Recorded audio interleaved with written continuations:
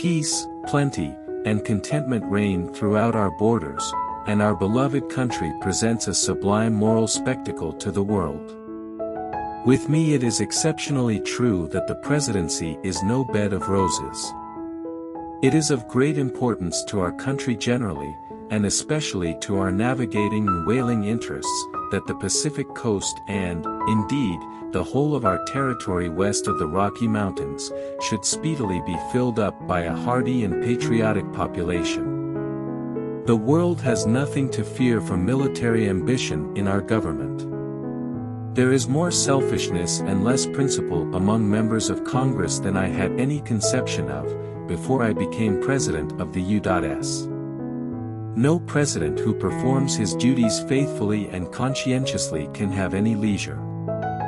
I cannot adequately express the horror I feel for a man who can be so base as to veil his hypocrisy under the cloak of religion, and state the base falsehood he has done. I would bring the government back to what it was intended to be, a plain economical government. Our relations with the various Indian tribes continue to be of a pacific character.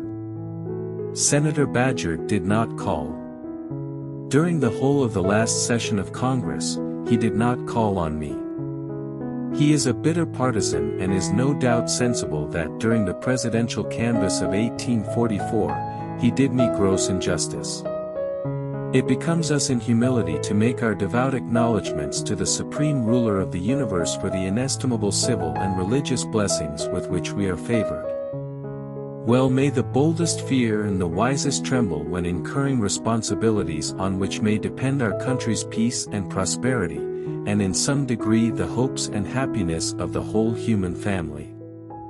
The Senate are a branch of the treaty-making power, and by consulting them in advance of his own action upon important measures of foreign policy which may ultimately come before them for their consideration, the President secures harmony of action between that body and himself. Under the benignant providence of Almighty God, the representatives of the states and of the people are again brought together to deliberate for the public good. Minorities have a right to appeal to the Constitution as a shield against such oppression. Although, the chief magistrate must almost of necessity be chosen by a party and stand pledged to its principles and measures, yet in his official action he should not be the president of a party only, but of the whole people of the United States. The passion for office among members of Congress is very great, if not absolutely disreputable, and greatly embarrasses the operations of the government. They create offices by their own votes and then seek to fill them themselves. It is not questioned that the federal government is one of limited powers. Its powers are such, and such only, as are expressly granted in the Constitution or are properly incident to the expressly granted powers and necessary to their execution. The whole frame of the federal Constitution proves that the government which it creates was intended to be one of limited and specified powers. I am heartily rejoiced that my term is so near its close. I will soon cease to be a servant and will become a sovereign. One great object of the Constitution was to restrain majorities from oppressing minorities or encroaching upon their just rights.